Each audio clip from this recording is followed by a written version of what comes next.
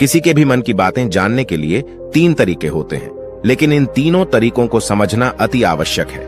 यदि आप इन 3 तरीकों को समझ लेते हैं तो आप किसी के भी मन की बातें बड़ी ही आसानी से जान सकते हैं। बहुत समय पहले की बात है। एक छोटा सा गांव था। उस गांव में 2 भाई रहा और छोटा भाई खेती किया करता था। लेकिन खेतों में अत्यधिक जानवर आने से पूरी फसलें नष्ट हो जाती थीं, जिनके कारण छोटा भाई बहुत ही ज्यादा परेशान हो चुका था। एक दिन उसे एक तरकीब सूझी। उसने सोचा, खेतों में से इन जानवरों को भगाने के लिए क्यों ना मैं अपने बड़े भाई की मदद ले लूं। वैसे भी बड़े भैया अंधे हैं, खेतों में बैठे रहेंगे और जानवरों की आहट आने पर वह उन्हें जोर से चिल्लाकर भगा भी सकते हैं, जिससे हमारी फसलें नष्ट होने से बच जाएंगी। यह सब सोच विचार करने के बाद उसने अपने खेत में एक झोपड़ी तैयार कर ली और अपने अंधे भाई को खेत में बैठा दिया और उनसे कहा, भैया, यदि कोई जानवर की आहट आपको सुनाई दे तो आप जोर जोर से चिल्लाना। यह सुनकर वह जानवर यहां से भाग जाएंगे और हमारी फसलें नष्ट होने से बच जाएंगी। बड़ा भाई खुशी खुशी अपने छोटे भाई की बात मान भी लेता है और वह उस दिन से खेत में ही रहना शुरू कर देता है। जब भी किसी जानवर की आहट उसे सुनाई, तभी एक दिन उसके खेत में एक हिरन भागता हुआ आया और वह खेत की बाड़ को तोड़कर वहां से भाग गया। लेकिन उसे हिरण का पीछा करते हुए एक राजा भी उस खेत में आ पहुंचा। तभी राजा की नजर उस अंधे भाई पर पड़ती है। राजा उस व्यक्ति से कहता है, देखो, मैं यहाँ पर एक जानवर का पीछा करते हुए आया हूँ। क्या तुमने उस जानवर को यहाँ पर देखा है? पर वह व्यक्ति कहता है, हे राजन, मैं तो अंधा हूँ, मैं भला किसी जानवर को कैसे देख सकता हूँ? लेकिन मैं आपको इतना जरूर बता सकता हूँ कि जो जानवर मेरे खेतों से भाग कर गया है वह आपके लायक नहीं है। आप उसके पीछे अपना समय बर्बाद न करें। राजा संदेह व्यक्त की बात सुनकर बड़ा ही अचरज में पड़ जाता है। वह सोचने लग जाता है कि यह तो अंधा है, फिर इसे कैसे पता चल गया कि जिस हिरण की तलाश कर रहा हूं वह मेरे लायक नहीं है। तभी राजा उस अंधे व्यक्ति से कहता है, कहीं तुम मुझसे झूठ तो नहीं बोल रहे हो कि तुम अंधे हो और तुम्हें कैसे पता कि जो जानवर यहां से भागा है वह मेरे लायक ही नहीं है? इस पर वह अंधा व्यक्ति कहता है कि यह राजन, जिसे आप एक हिरन समझ रहे हैं, असल में वह एक हिरन नहीं है बल्कि एक मादा हिरन है और वह गर्भवती भी है। और जहां तक मुझे ध्यात है, मैंने कभी किसी राजा को किसी गर्भवती हिरण का शिकार करते हुए। यह सुनकर राजा और भी अचरज में पड़ गया कि अंधा आदमी कैसे जान सकता है कि वह हिरण गर्भवती है। राजा कुछ देर सोच विचार करने के बाद अपने सेनापति से कहता है, सेनापति जी, मुझे वह जानवर जिंदा चाहिए, क्योंकि मुझे यह पता करना है कि क्या वह गर्भवती है या नहीं, क्योंकि यह अंधा आदमी बहुत विश्वास के साथ कह रहा है और मुझे इस बात की पुष्टि है। यदि वह हिरनी हुई और गर्भवती भी हुई तो वह हमारे शिकार के लायक नहीं है, क्योंकि हम तो एक हिरण का पीछा कर रहे थे। इसलिए जाओ और पता करो, क्या वह हिरनी है? सेनापति राजा से आज्ञा लेकर आगे की ओर चला गया और कुछ देर बाद जब वह वापस लौटा तो वह राजा से कहता है, हे राजन, इस अंधे आदमी ने आपसे जो भी बातें कही थी वह बिल्कुल सही थी। वह एक हिरनी ही है और वह गर्भवती भी है। यह सुनकर राजा आश्चर्यचकित हो गया।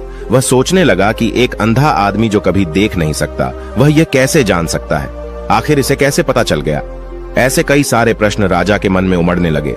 अब राजा ने ठान लिया था कि मुझे इस बात की तह तक पहुंचना है कि आखिर यह अंदाज में कैसे जानता है कि वह जानवर गर्भवती है। यह सोचकर राजा उस अंधे आदमी के पास जाता है और उस अंधे आदमी से कहता है, देखो, मैं यह तो नहीं जानता कि तुम सचमुच में अंधे हो या नहीं, लेकिन मैं तुमसे एक बात जानने आया हूं। क्या तुम मेरे प्रश्न का सही सही जवाब दोगे? इस पर वह अंधा व्यक्ति कहता है, हे राजन, आप जो कुछ भी पूछना चाहते हैं आप पूछ सकते हैं, मैं आपको बिल्कुल सच सच जवाब दूंगा। इस पर राजा कहता है, देखो, एक तो तुम कहते हो कि तुम अंधे हो और दूसरी तरफ तुमने यह बता दिया कि जिस जानवर का पीछा कर रहा हूं वह एक हिरनी है और वह गर्भवती भी है। तुम्हें कैसे पता चल गया? तुम्हारे खेत में तो और भी जानवर आते होंगे, और भी तो जानवर यहां से गुजरते होंगे, फिर तुमने यह कैसे अंदाजा लगाया? तभी वह अंधा व्यक्ति राजा से कहता है, हे राजन, आप जिसका पीछा कर रहे थे वह जब मेरे खेत में आई तो उसकी रफ्तार और उसके भागने की आहट से मुझे यह एहसास हो चुका था कि वह एक हिरनी है और मेरे खेत की जो बाड़ है, जो जानवरों को रोकने के लिए खेत के चारों तरफ बनी है, वह बहुत छोटी है, उसकी ऊंचाई ज्यादा नहीं है। लेकिन वह जानवर। राजा के मन में एक और प्रश्न उठा। राजा ने कहा कि तुम्हें कैसे पता चल गया कि वह एक हिरनी ही है और भी 2 जानवर यहां से आते जाते होंगे?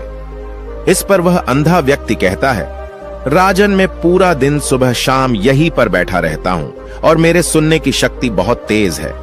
मैं भांप सकता हूं कि कौन सा जानवर मेरे खेत में आया है और उसी के आधार पर मैं जोर जोर से चिल्लाता हूं ताकि वह मेरे खेत से भाग जाए और मेरे खेत की फसलें नष्ट होने से बच जाएं। राजा उस अंधे आदमी का यह जवाब सुनकर पूरी तरह से संतुष्ट हो चुका था। वह मन ही मन सोच रहा था कि आदमी भले ही अंधा है, लेकिन यह तो बड़ा ज्ञानी मालूम पड़ता है। इस आदमी से कुछ न कुछ तो काम निकलवाना ही चाहिए। यह विचार लिए राजा वहां से वापस अपने महल की ओर लौट जाता है। कुछ दिनों के बाद राजा अपने सेनापति को आदेश देता है कि जाओ और उस अंधे व्यक्ति को महल लेकर आओ। सेनापति अपने राजा की आज्ञा का पालन करता है। वह तुरंत ही उस अंधे आदमी के पास पहुंचता है और उस अंधे आदमी को राजमहल चलने के लिए कहता है। अंधा व्यक्ति बड़ा ही चालाक था।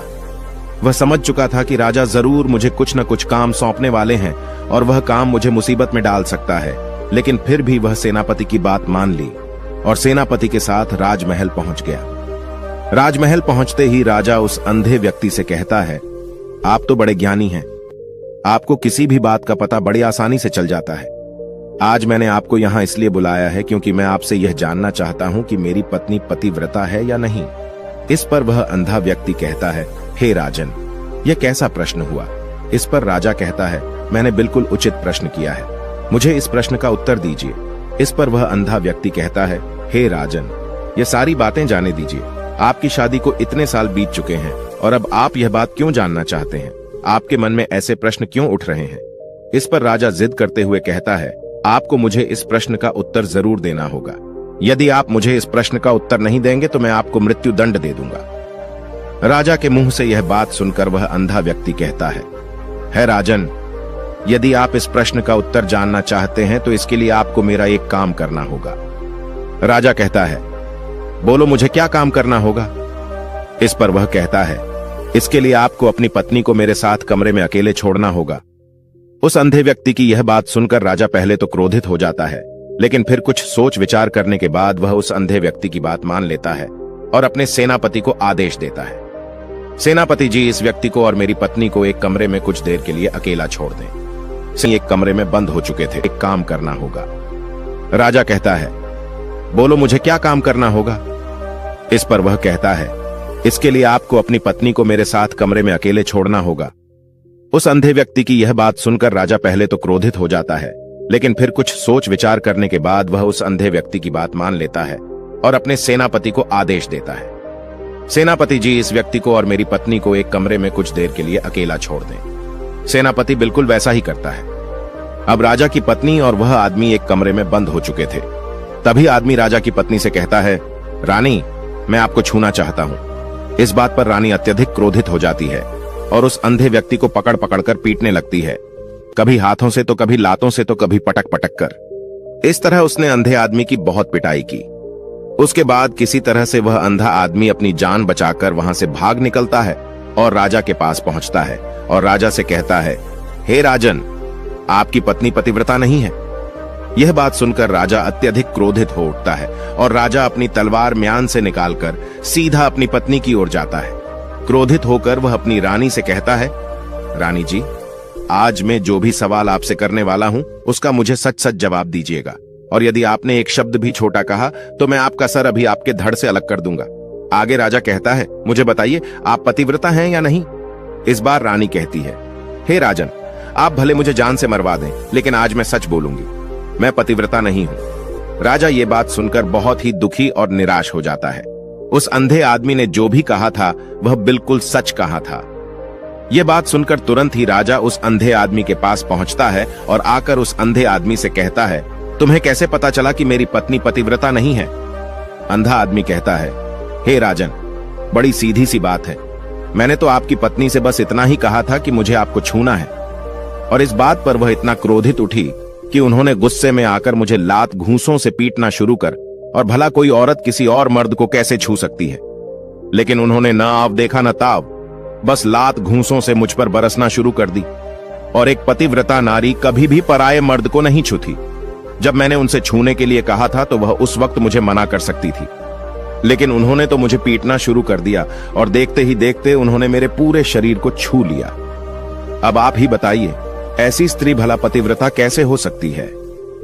इस बात पर राजा कहता है, तुम तो बड़े ज्ञानी मालूम पड़ते हो, तुम्हारी बात बिल्कुल सही है। चलो तुम मेरे एक और प्रश्न का जवाब दो। तुमने मुझे इस प्रश्न का सही जवाब दे दिया तो मैं तुम्हें यहां से जाने दूंगा। राजा उस अंधे आदमी से कहता है कि तुम मुझे बताओ, क्या मैं सच में अपने पिताजी का ही बेटा हूं या फिर किसी और का? इस पर अंधा आदमी कहता है, हे राजन, इस बात से आपको क्या लेना देना, आप किसी की भी औलाद हो, आखिर आप इस राज्य के राजा ही, इसलिए इस प्रश्न को जाने दीजिए। राजा कहता है, नहीं नहीं, मुझे इस प्रश्न का सही जवाब चाहिए, अन्यथा यह प्रश्न मुझे बहुत परेशान करता रहेगा, इसलिए मैं इसका सही जवाब आपसे जानना चाहता हूं। यदि तुम इसका सही जवाब दे देते हो तो तुम यहां से जा सकते हो। इस पर वह आदमी कहता है, इसके लिए तो मुझे आपकी मां के पास भी जाने की आवश्यकता नहीं है। मैं आपको अभी भी यह बता सकता हूं कि आप किसकी औलाद हैं, लेकिन उससे पहले मैं चाहता हूं कि आप मुझसे वादा करें कि आप मुझ पर क्रोध नहीं करेंगे। राजा ने कहा, मैं तुमसे वादा करता हूं, मैं तुम पर क्रोध नहीं करूंगा। उसके बाद वह अंधा आदमी राजा से कहता है, राजन राजन, आप तो अपने ही पिता के पुत्र, लेकिन आप पर एक कंजूस सेठ की छाया पड़ी हुई है। यह सुनकर राजा बहुत ही क्रोधित हो उठा और वह तुरंत तलवार निकालकर अपनी मां के पास पहुंच जाता है। वहां पर पहुंचने के बाद अपनी मां से कहता है, मां मुझे सच सच बताइए, क्या मैं अपने ही पिता का पुत्र हूं या नहीं? यदि आपने मुझे सही नहीं बताया तो मैं यहीं पर प्राण त्याग दूंगा। मुझे बताओ क्या सच है? इस पर उस राजा की मां कहती है, बेटा तू है तो अपने ही पिता का पुत्र, लेकिन तुम्हारे ऊपर एक कंजूस सेठ की छाया पड़ी हुई है।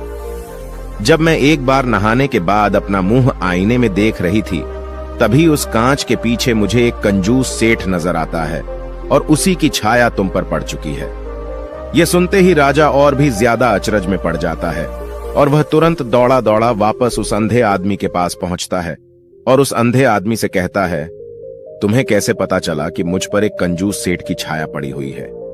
इस पर अंधा आदमी कहता है, राजन, आपने मुझसे कई सारे सवाल पूछे जिनका जवाब भी मैंने आपको सही से दिया। यदि कोई और राजा होता तो मुझे उसके बदले ढेर सारे इनाम दिया होता, लेकिन अब तक आपने मुझे एक फूटी कौड़ी भी नहीं दी। इस बात से मैंने अंदाजा लगा लिया था कि आप बहुत कंजूस हैं। यह बात सुनकर राजा जोर जोर से हंसने लगा और कहता है कि आप जो भी मांगे तो मैं आपको अवश्य दूंगा, लेकिन मुझे यह बात बताओ कि तुम्हें कैसे पता चल जाता है कि कौन सी बात सही है और कौन सी बात गलत? तुम किसी की बात का इतना सटीक और सही जवाब कैसे दे पाते हो?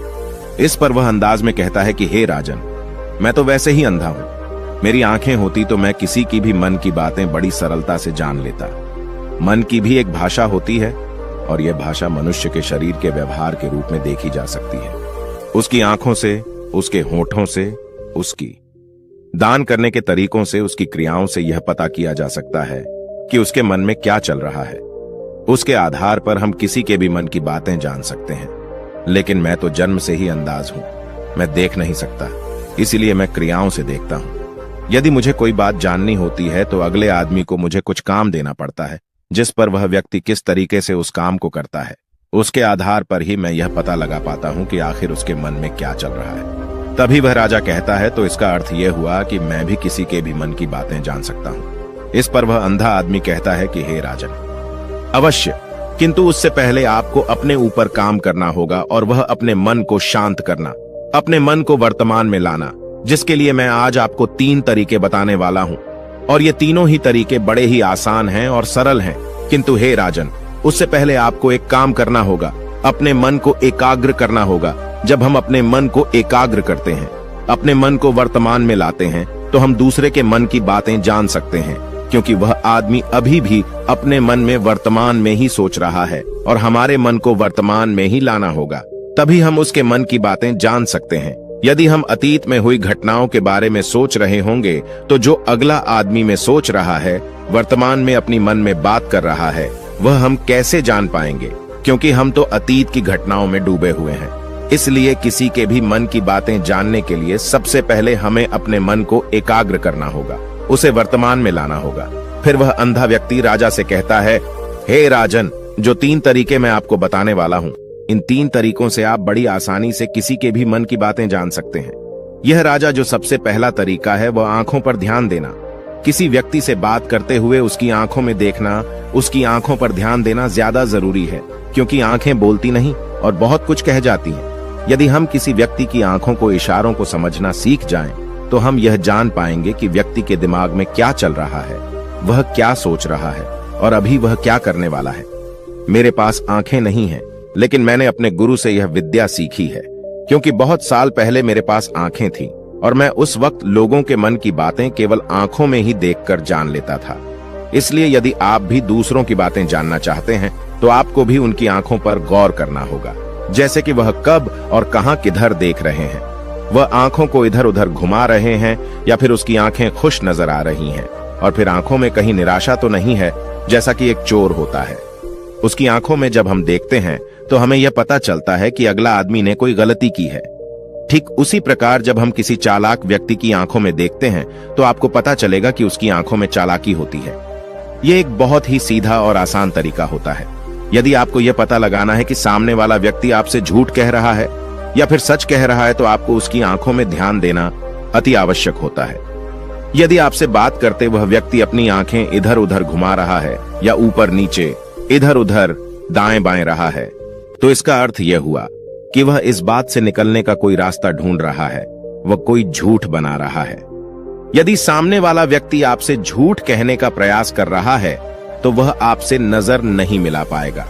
ठीक उसी प्रकार दूसरे तरीके में हम चेहरे को पढ़ना सीखते हैं, क्योंकि चेहरे के हाव भाव होते हैं जिससे हम मन की बातें बड़ी आसानी से समझ सकते हैं, और इन्हें भी समझना बहुत जरूरी है।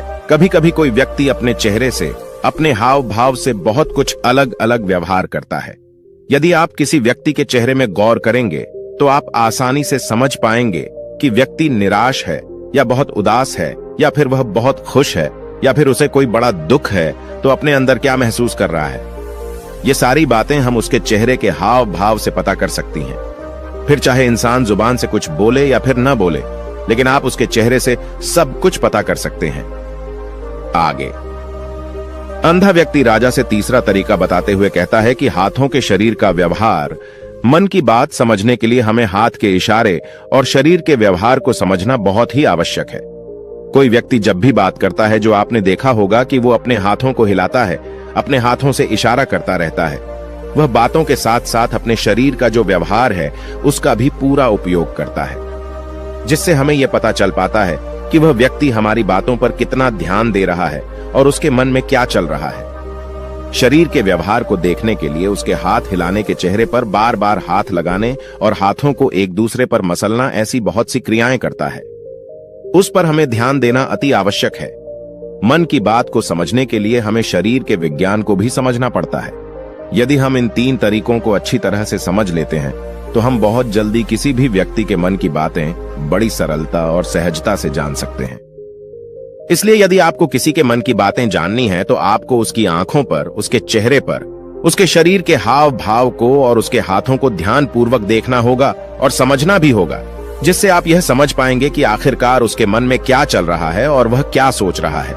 लेकिन उससे पहले आपको अपने मन को एकाग्र करना होगा, शांत करना होगा और अपने मन को वर्तमान में लाना होगा। तभी आप उस व्यक्ति की इन सभी क्रियाओं पर ध्यान दे पाएंगे और उन्हें समझ पाएंगे। आप यदि अतीत की घटनाओं में व्यस्त हैं, भविष्य की योजनाओं में व्यस्त हैं, तो आप उस व्यक्ति के हाव भाव पर कभी ध्यान ही नहीं दे पाएंगे, और न ही आप कभी भी समझ पाएंगे कि आखिरकार उस व्यक्ति के मन में क्या चल रहा है, वह क्या सोच रहा है।